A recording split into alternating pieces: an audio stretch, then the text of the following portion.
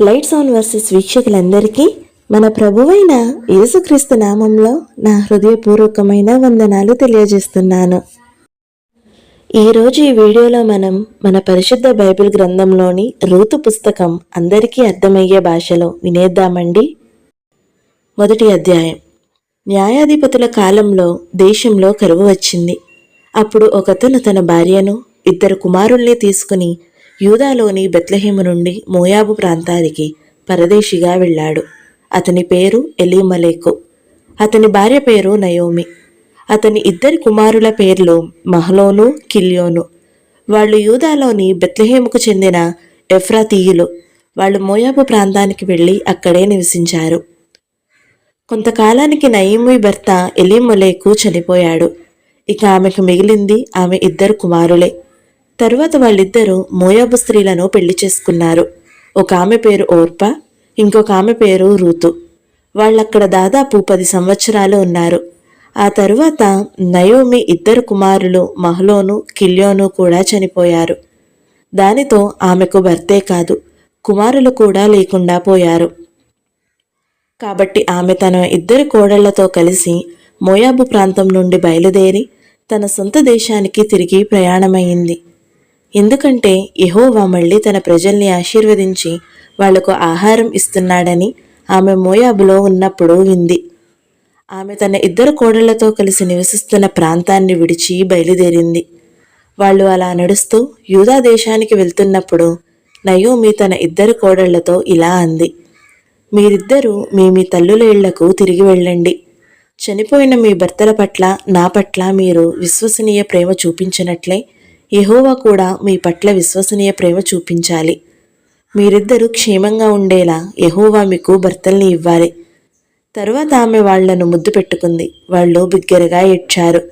వాళ్ళు ఆమెతో, లేదు, మేము నీతో పాటు నీ ప్రజల దగ్గరికి వస్తాం అని అంటూ ఉన్నారు. కానీ నయోమి వాళ్లతో ఇలా అంది, నా కూతుళ్ళారా, వెళ్ళండి. మీరు నాతో రావడం దేనికి? మీకు భర్తల్ని ఇవ్వడానికి నేను ఇంకా పిల్లల్ని కనగలనా? నా కూతుళ్ళారా, వెళ్ళండి. నేను చాలా ముసలిదాన్ని. నాది మళ్ళీ పెళ్లి చేసుకునే వయసు కాదు. ఒకవేళ ఈ రాత్రి నాకు పెళ్ళై కుమారులు పుట్టినా వాళ్ళు పెద్దయ్యేంత వరకు మీరు ఎదురు చూస్తూ ఉంటారా? వాళ్ళ కోసం మళ్ళీ పెళ్లి చేసుకోకుండా ఉంటారా? నా కూతుళ్ళారా, వద్దు. మీ గురించి నాకు చాలా బాధగా ఉంది. ఎందుకనంటే యెహోవా చెయ్యి నాకు విరోధంగా తిరిగింది. మళ్ళీ వాళ్ళు బిగ్గరగా ఏడ్చారు. తరువాత ఓర్పా తన అద్దను ముట్టు పెట్టుకుని వెళ్ళిపోయింది. కానీ రూతు తన అత్తతోనే ఉండిపోయింది. కాబట్టి నయోమి రూతుతో ఇలా అంది, చూడు, నీ తోడుకోడలు తన ప్రజల దగ్గరికి, తన దేవుళ్ళ దగ్గరికి తిరిగి వెళ్ళిపోయింది. నువ్వు కూడా ఆమెతో పాటు వెళ్ళు. కానీ రూతు ఇలా బదిలిచ్చింది, నిన్ను విడిచి వెళ్ళమని, నీతో పాటు రావద్దని నన్ను బ్రతిమాలొద్దు. నువ్వు ఎక్కడికి వెళితే నేను అక్కడికి వస్తాను. నువ్వు రాత్రి ఎక్కడ ఉంటే నేను అక్కడే ఉంటాను. నీ ప్రజలే నా ప్రజలు, నీ దేవుడే నా దేవుడు. నువ్వు ఎక్కడ చనిపోతే నేను అక్కడే చనిపోతాను, అక్కడే పాతిపెట్టబడతాను.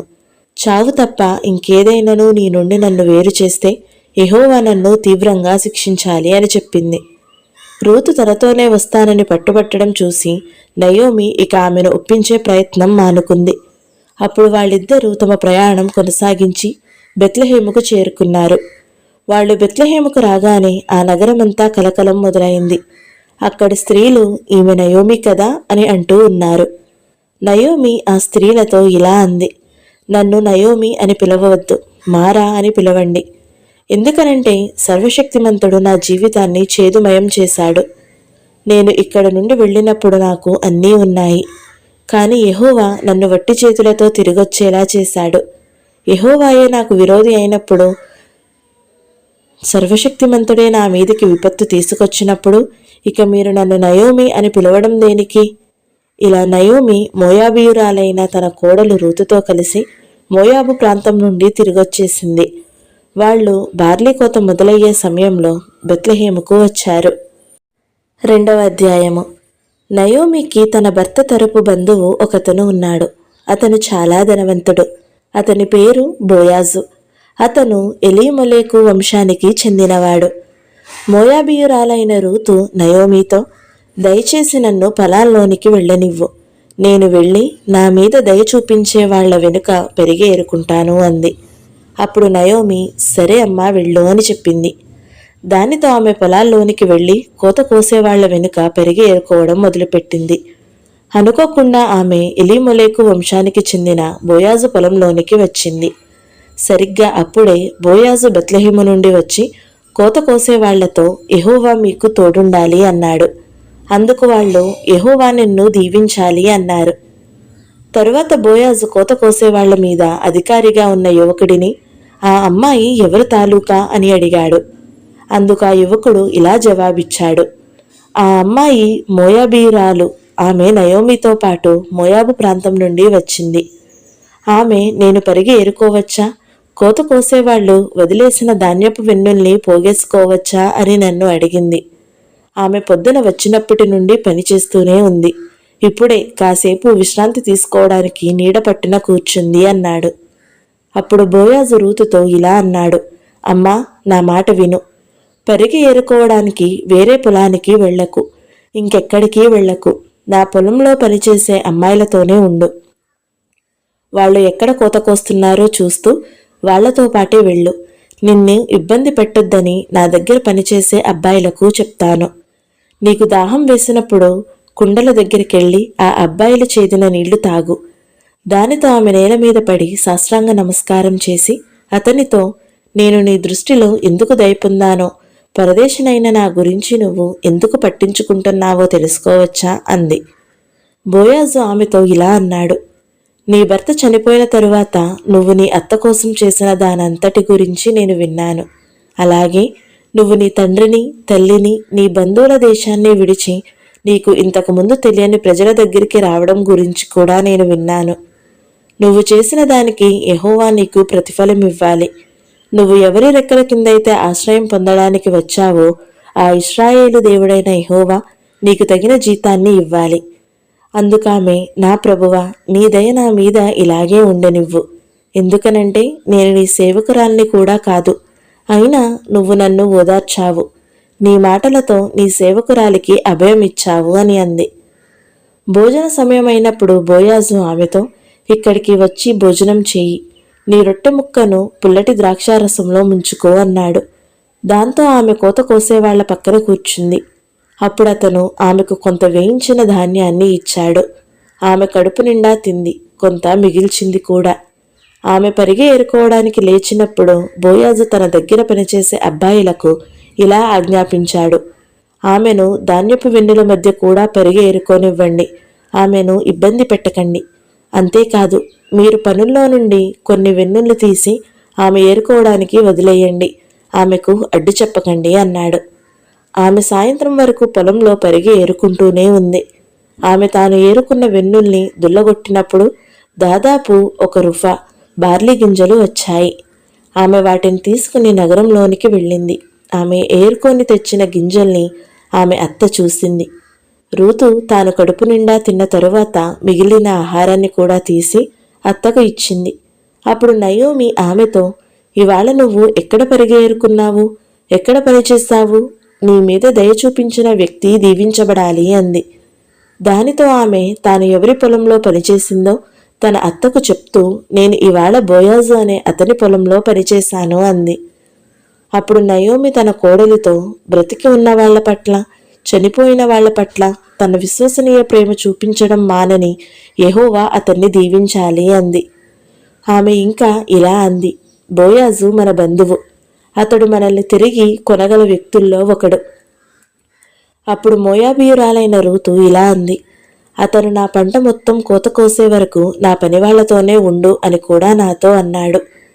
నయోమి తన కోడలు రూతుతో, అమ్మా, నువ్వు వేరే పొలంలోనికి వెళ్ళి వేధింపులకు లోనయ్యే కన్నా అతని పనమ్మాయిలతో కలిసి పనిచేయడమే మంచిది అంది. కాబట్టి ఆమె బార్లీ కోత, గోధుమల కోత ముగిసే వరకు బోయాజు దగ్గర పనిచేసే అమ్మాయిలతోనే ఉండి పరిగి ఏరుకుంది. ఆమె తన అత్తతో పాటే నివసిస్తూ ఉంది. 3వ అధ్యాయము. అప్పుడు ఆమె అత్త నయోమి ఆమెతో ఇలా అంది, అమ్మా, నువ్వొక ఇంటిదానివి అయ్యేలా నీ కోసం భర్తను వెతకాల్సిన బాధ్యత నాకు లేదా?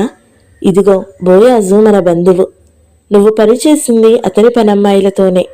ఈ రాత్రి అతను కళ్ళం దగ్గర బార్లీ గింజల తూర్పరబట్టిస్తున్నాడు. కాబట్టి స్నానం చేసి కాస్త పరిమళ తైలం పూసుకో, మంచి బట్టలు వేసుకుని కళ్ళం దగ్గరికి వెళ్ళు. అతను తిని తాగే వరకు నువ్వు అక్కడున్న సంగతి అతనికి తెలియనివ్వకు.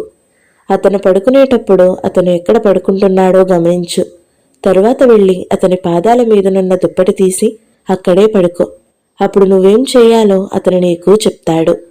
అందుకామె నువ్వు చెప్పిందంతా చేస్తాను అంది. కాబట్టి ఆమె కళ్ళం దగ్గరికి వెళ్ళి తన అత్త చెప్పిందంతా చేసింది. బోయాజు తిని తాగి సంతోషంగా ఉన్నాడు.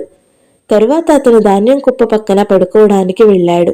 అప్పుడు ఆమె నిశ్శబ్దంగా వచ్చి అతని పాదాల మీదున్న దుప్పటి తీసి పడుకుంది. అర్ధరాత్రి సమయంలో అతను చలికి వణికిపోతూ ముందుకు వంగాడు.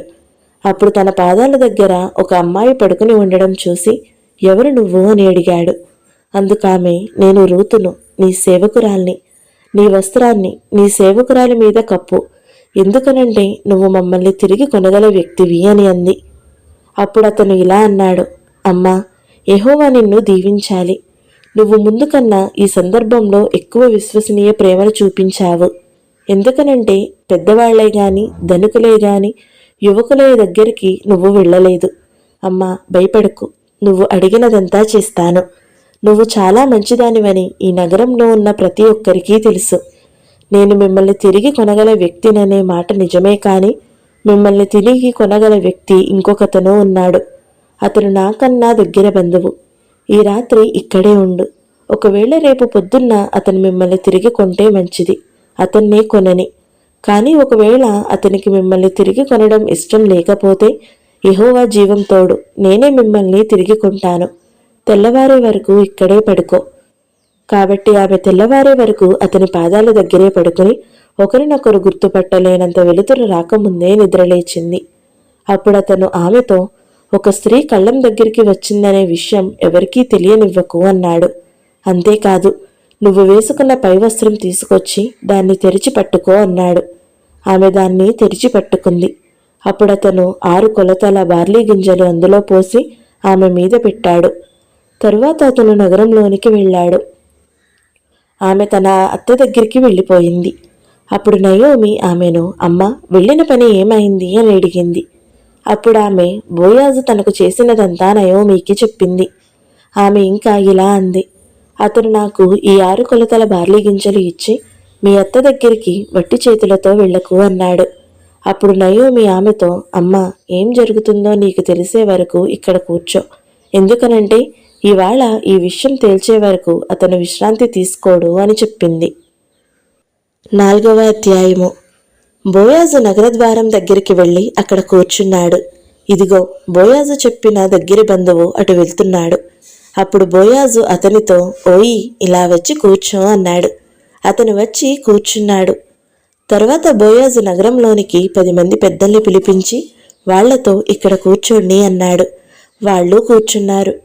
అప్పుడు బోయాజు ఆ దగ్గరి బంధువుతో ఇలా అన్నాడు, మోయాబు ప్రాంతం నుండి తిరిగొచ్చిన నయోమి మన సహోదరుడు ఎలీమెలెకుకు చెందిన భూమి అమ్మాల్సిన పరిస్థితి వచ్చింది.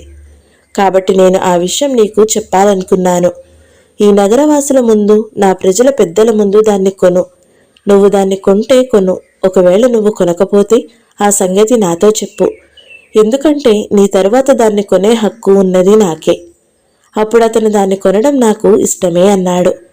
తరువాత బోయాజు అతనితో, నువ్వు నయోమి నుండి ఆ భూమిని కొన్న రోజున భర్త చనిపోయిన మోయాబీయురాలైన రూతు నుండి కూడా దాన్ని కొనాలి. అలా నువ్వు చనిపోయిన వ్యక్తి పేరును నిలిపి అతని వారసత్వపు ఆస్తిని కాపాడాలి అన్నాడు. అప్పుడు ఆ దగ్గర బంధువు ఇలా అన్నాడు, నేను దాన్ని కొనలేను. ఎందుకంటే నేను నా సొంత వారసత్వపు ఆస్తిని పాడు చేసుకుంటానేమో. నా హక్కును తీసుకుని నువ్వే దాన్ని కొను, నేను దాన్ని కొనలేను అన్నాడు. తిరిగి కొనే హక్కుకు దాన్ని బదిలీ చేయడానికి సంబంధించిన ప్రతి వ్యవహారాన్ని చెల్లుబాటు చేసేందుకు పూర్వం ఇశ్రాయేలీలు ఉన్న సంప్రదాయం ఏంటంటే, ఒక వ్యక్తి తన చెప్పును తీసి అవతలి వ్యక్తికి ఇవ్వాలి. ఇశ్రాయేలులో ఒక ఒప్పందాన్ని ఖరారు చేయడానికి ఈ పద్ధతి పాటించేవాళ్లు. కాబట్టి ఆ దగ్గర బంధువు బోయాజుతో, దాన్ని నువ్వు కొను అని చెప్పి తన చెప్పు తీసుకొచ్చాడు. తరువాత బోయాజు అక్కడున్న పెద్దలతో, ప్రజలందరితో ఇలా అన్నాడు, ఈరోజు ఎలీమొలెకుకు, కిల్యోనుకు, మహలోనుకు చెందినదంతా నేను నయోమి నుండి కొంటున్నాను అనడానికి మీరే సాక్షులు. అంతేకాదు, మహలోను భార్యను అంటే మోయాబీరాలైన రూతును భార్యగా చేసుకుంటున్నాను. అలా చనిపోయిన వ్యక్తి పేరును నిలిపి అతని వారసత్వాన్ని కాపాడతాను. దానివల్ల చనిపోయిన వ్యక్తి పేరు అతని సహోదరుల మధ్య నుండి, అతని ఊరి వాళ్ల మధ్య నుండి చెరిగిపోకుండా ఉంటుంది. ఈరోజు మీరే దీనికి సాక్షులు. అప్పుడు నగర ద్వారం దగ్గర ఉన్న ప్రజలందరూ, పెద్దలు ఇలా అన్నారు, మేము సాక్షులం. మీ ఇంట్లోకి అడుగు పెడుతున్న భార్యను యెహోవా దీవించాలి. ఆమె ఇశ్రాయేలీలకు తల్లులైన రాహేలు, లేయాల్లా అవ్వాలి. నువ్వు ఎఫ్రతాలో వర్ధిల్లాలి. బెత్లెహేములో నీకు మంచి పేరు రావాలి. ఈ యువతి ద్వారా యెహోవా నీకు ఇచ్చే సంతానం వల్ల నీ ఇల్లు యూదా తామర్ల కుమారుడైన పేరేసు ఇంటిలా అవ్వాలి. బోయాజు రూతును పెళ్లి చేసుకుని ఆమెతో కలిశాడు. యెహోవా ఆమెను దీవించడం వల్ల ఆమె గర్భం దాల్చి కుమారుణ్ణి కన్నది. అప్పుడు స్త్రీలు నయోమితో ఇలా అన్నారు, నేడు మీకు ఒక దగ్గరి బంధువు ఉండేలా చూసిన యెహోవా స్తుతించబడాలి. ఆయన పేరు ఇశ్రాయేలులో చాటించబడాలి. ఇతను నీ ప్రాణానికి ఊరటనిచ్చాడు. వృద్ధాప్యంలో నిన్ను చూసుకుంటాడు. ఎందుకనంటే నిన్ను ప్రేమించే నీ కోడలికి, నీకు 7 కుమారుల కన్నా ఎక్కువైన నీ కోడలికి ఇతను పుట్టాడు. నయోమి ఆ బిడ్డను చేతుల్లోకి తీసుకుని హత్తుకుంది. ఆ బిడ్డ ఆలనాపాలనా చూసుకుంది. అప్పుడు ఇరుగు పొరుగున ఉన్న స్త్రీలు ఆ బాబుకు పేరు పెట్టారు. వాళ్ళు నయోమికి ఒక కుమారుడు పుట్టాడు అంటూ ఆ బాబుకు ఒబేదు అని పేరు పెట్టారు. అతను దావీదు తండ్రి అయిన యెషయాకి తండ్రి. పేరేసు వంశావళి ఇది. పేరేసు ఎస్రోనును కన్నాడు. ఎస్రోను రామును కన్నాడు. రాము అమీనాదాబును కన్నాడు. అమీనాదాబు నయస్సోనును కన్నాడు. నయస్సోను సల్మానును కన్నాడు. సల్మాను బోయాజును కన్నాడు. బోయాజు ఒబేదును కన్నాడు. ఒబేదు యెష్షయిని కన్నాడు. యెష్షయి దావీదును కన్నాడు. ఈ 4 అధ్యాయాలతో రూతు పుస్తకం సమాప్తమైంది. ఈ వీడియో కనుక మీకు నచ్చినట్లయితే లైక్ చేయండి, షేర్ చేయండి. ఇలాంటి మరిన్ని వీడియోల కోసం మన ఛానల్ని తప్పకుండా సబ్స్క్రైబ్ చేసుకోండి. Thank you so much for watching. Praise the lord.